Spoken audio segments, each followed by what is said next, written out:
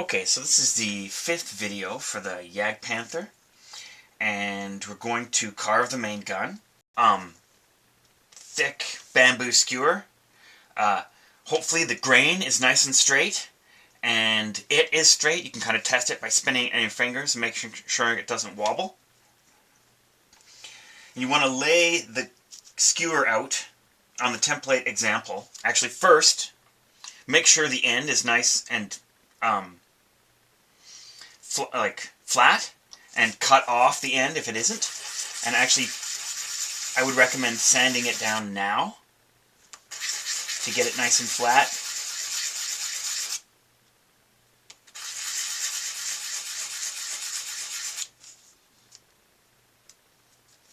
And then lay it along the template example, and you want to mark everywhere that the size changes on the template.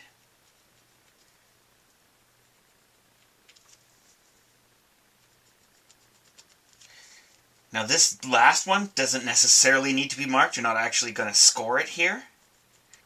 So once you have them all marked, you want to extend these 3 all the way around the circumference of the skewer. And the easiest way to do that is to extend the mark on each side of the mark you made. So if I were to continue spinning the skewer this way and keep making the mark, I could easily just spiral. So instead of doing that, I'm going to extend it on both sides of the original, and that will at least cut down on that spiraling effect.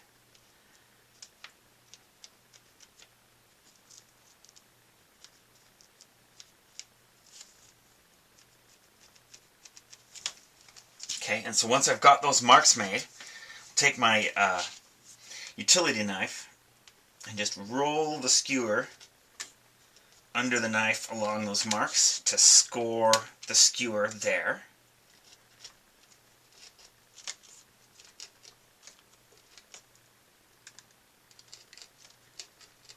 Doesn't have to be super deep.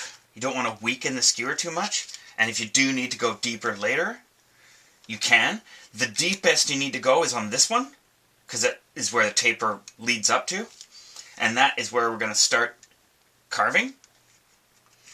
So you really, especially when you're just starting out, want to be super careful when you get to the end of a stroke with your blade. And I'm sure that you can't see that I'm doing this, but every time I take a little curl of wood away, I'm just turning the skewer so that I'm taking sort of an even amount off each side, or fairly close to even anyways.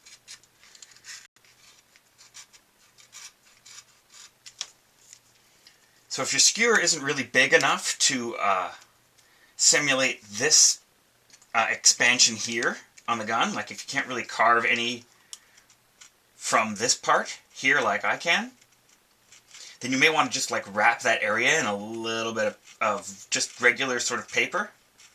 A couple layers of that will expand it nicely, and then you can sand down the seam.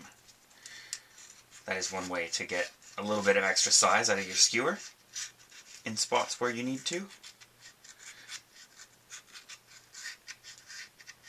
I got a nice thick skewer here.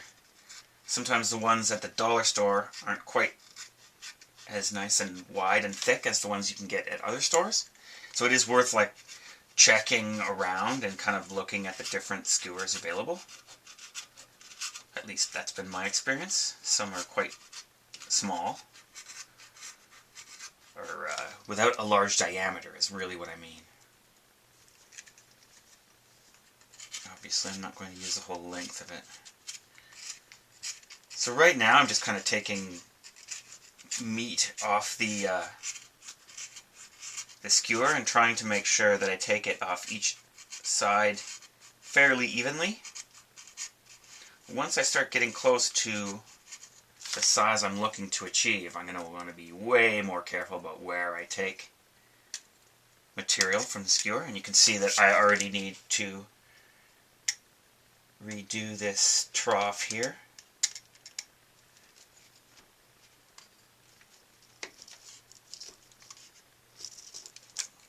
If it doesn't flake off really easy when you reach the end, you need to just redo the scores, because you really don't want your blade to go too far and strip off some of this. You'll have to restart. So after you reach a certain size, you don't really want to do too much of this back cutting like I'm doing right now. But you do have to do some to make this expansion here stick out. Unless you're doing it with paper, of course. So be really careful and don't go very far down the skewer before you start coming this way, or else you'll slip under the grain with your blade and take way too much off. You kind of always want to be carving as much as possible in the direction of the taper. The other thing I want to mention is that you don't have to get it perfectly round. Even is nice. But if there's ridges and stuff, you're going to take those off with sandpaper before you're done. And that will make things a lot closer to perfection than you can possibly do with a blade. Now you can sort of use the blade as sandpaper by just sitting it on its side and rubbing it back and forth like this. It's a good way to take like very small amounts. It's also a good way to like get rid of ridging and have an even amount taken off everywhere for a bit. But it also removes wood very, very slowly. So it's not something you want to do until you're pretty close to where you want to be. And I think I have reached that point. So yeah, I can finish this. Once I even it out, I can finish it with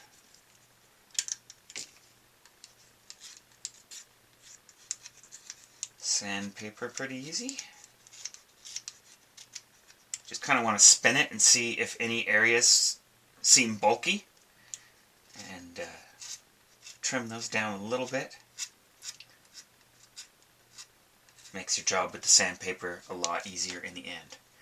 Okay, so when you've got that, now you want to take this area and have it sort of like on the template, tapered from full size of the skewer down to exactly the same size that you've carved it where it meets.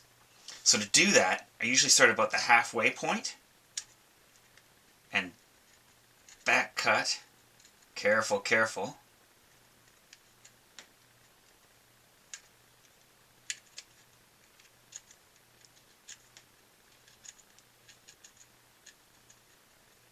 To try to match the size.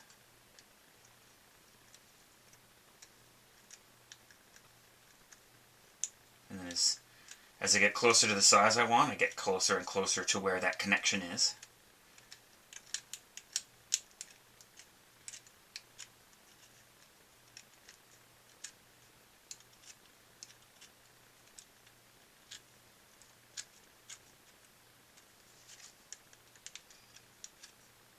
And then once I start getting really close to the connection I want, you can kind of judge how much you need to expand the taper toward here to make it look even.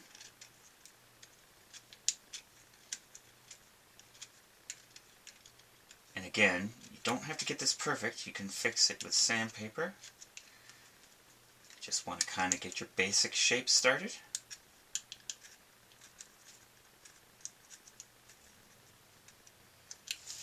And then for the final piece here on the end, I recommend starting at about halfway again and just back cutting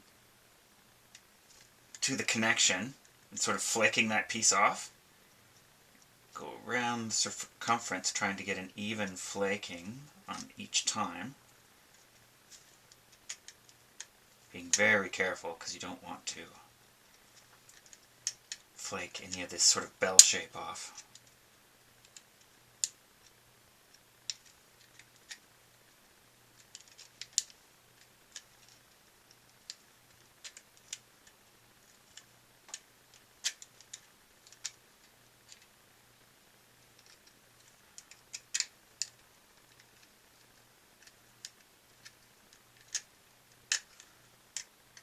And then, once you've got kind of an even back cut all the way around, just front cut it till it's even and not tapered anymore.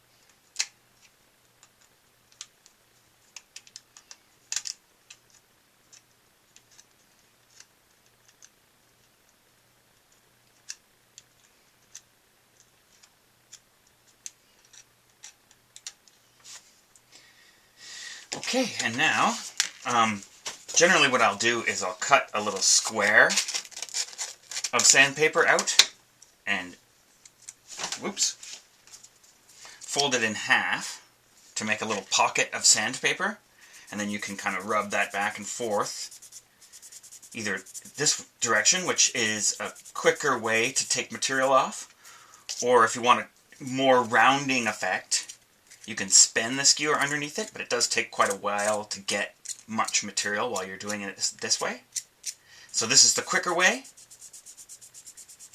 but this is the final way, is what I would recommend, is do it for a bit that way to take down the main ridges and even it out. And if you find something that's like lumpy, do it in this direction.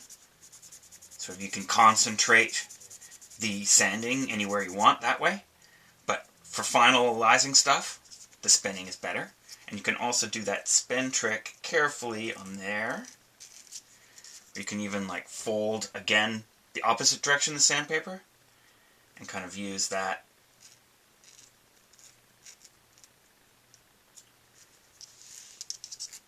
to assist sanding.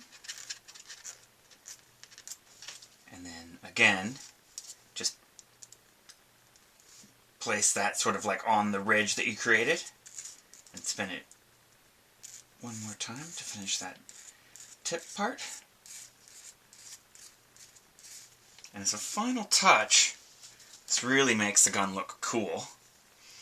Take a small bit, you just want to make a little bit of a concave surface right on the end of the skewer here, and it will make painting it much easier and cool looking than if this was not done. But you need to be really careful while doing this that you don't strip off the sides.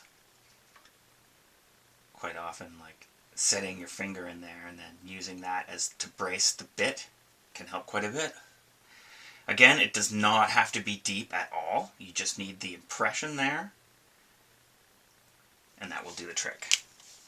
Okay, so this is a little bit extra long. You can always take it and cut it down to the size shown on the template, but extra long is fine too. It'll easily fit inside the vehicle. And that gets you your main gun. See you soon. Thanks for watching.